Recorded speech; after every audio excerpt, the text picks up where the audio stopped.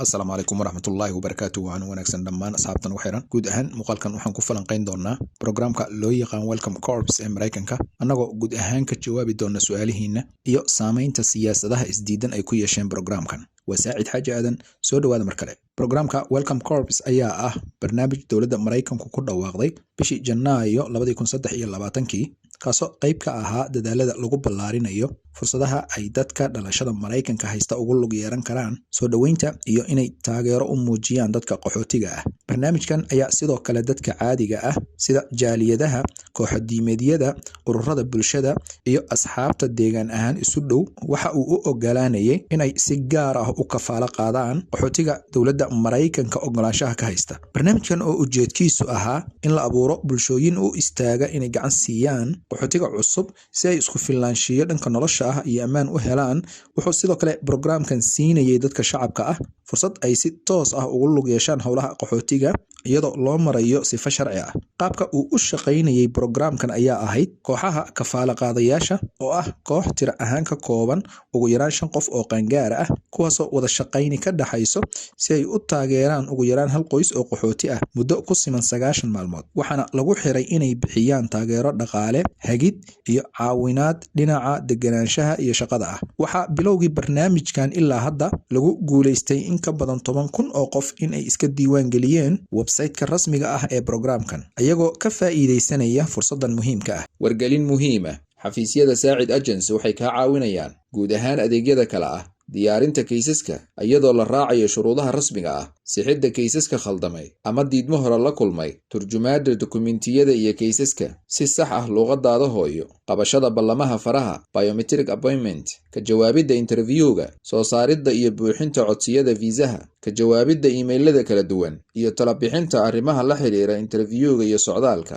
haddaba si aad u hesho adeeg hufan oo degdeg ah fadlan horay u gaar xafiisyadeena ama kala xiriir lambarada shaashada kaaga muuqda dhanka kale isbeddelkii ku yimid aqalka cad intii lagu guda jiray doorashadii 2024 wuxuu sababay in wax walba dhinaca kale isu rogaan dawladda uu hogaaminayo madaxweyne Donald J Trump oo si weyn loogu yaqaan inay xadidaado adag saarto shuruucda socdaalka iyo barnaamijyada la midka ah ayaa tallaabooyin degdeg ah ka qaaday guud ahaan barnaamijyadii ay horay u hirgelisay dawladdii madaxweyne Biden gaar ahaan barnaamijkan bishii January 2025 markii madaxweyne Trump dib ugu soo laabtay aqalka cad tilaabadiisii ugu horeysay waxay ahayd inuu hakiyo dhammaan barnaamijyada cusub ee socdaalka isagoo ku andacooday in amniga qaranku uu yahay mudnaanta koowaad sida darteedna barnaamijyada qaar ay sababi karaan khataro gudaha Mareykanka ah wuxuu sidoo kale sheegay in miisaaniyadda dalka aysan xamili karin qaabilaadda qaxooti tiro badan oo hor leh sidoo kale wuxuu ku nuuxnuuxsaday in dib u eegis sharciyeed loo baahan yahay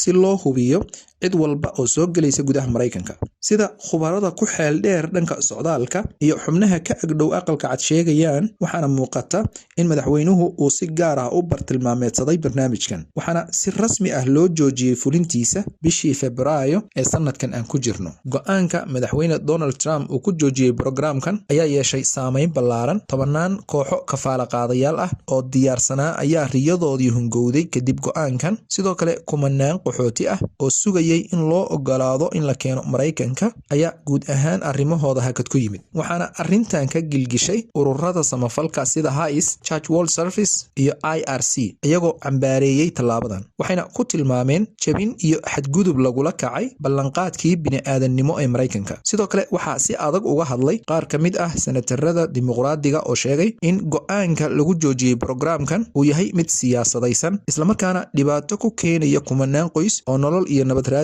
go'aanka dawladdu ku joojisay barnaamijkan waxa uu calaamad u yahay isbeddel dhammaystiran kaasoo u dhaxeeya labada xukuumadood ee isbedelay halka maamulkii hore ee Biden uu si weyn u taageerayay furfurnaanta iyo isdhexgalka bulshada ee ku aadan qaxootiga ayaa taa beddelkeeda maamulka Trump si cad u muujiyay in uu ka soo horjeedo siyaasaddaas isagoo diiradda saaraya xayiraad sharciyo adag iyo ilaalinta xuduudaha fadlan haddii aad nala soo gaartay dhammaadka muuqaalkan waxaan naga xasuusin ah inaad muuqaalka like garayso saaxiibadaada la wadaagto si uu meelo fogfog u gaaro dadkuna uga faa'iideystaan wixii talo ama tusaale ah waxaad noogu reebi kartaa qaybta commentiska hana hilmaamin inaad subscribe tiraahdo si xogaha aan channelkan ku soo gudbinno aysan marna kuu dhaafin intaan warbixintan mid lamid ah ku kulmi doono nabadgelyo